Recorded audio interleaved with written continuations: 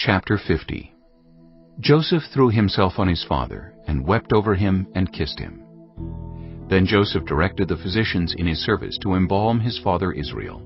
So the physicians embalmed him, taking a full 40 days, for that was the time required for embalming. And the Egyptians mourned for him 70 days.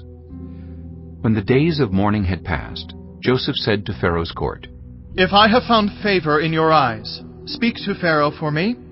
Tell him, my father made me swear an oath and said, 'I am about to die.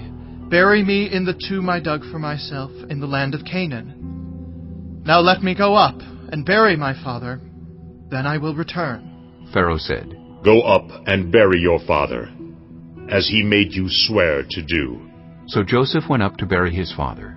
All Pharaoh's officials accompanied him, the dignitaries of his court, and all the dignitaries of Egypt, besides all the members of Joseph's household, and his brothers, and those belonging to his father's household. Only their children and their flocks and herds were left in Goshen. Chariots and horsemen also went up with him. It was a very large company. When they reached the threshing floor of Atad, near the Jordan, they lamented loudly and bitterly. And there Joseph observed a 7-day period of mourning for his father.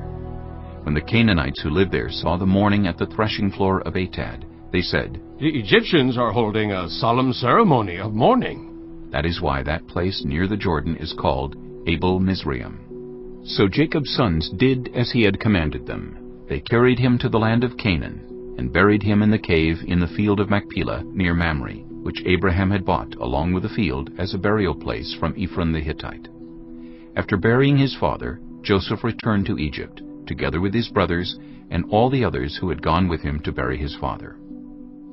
When Joseph's brothers saw that their father was dead, they said, "What if Joseph holds a grudge against us and pays us back for all the wrongs we did to him?" So they sent word to Joseph, saying, "Your father left these instructions before he died.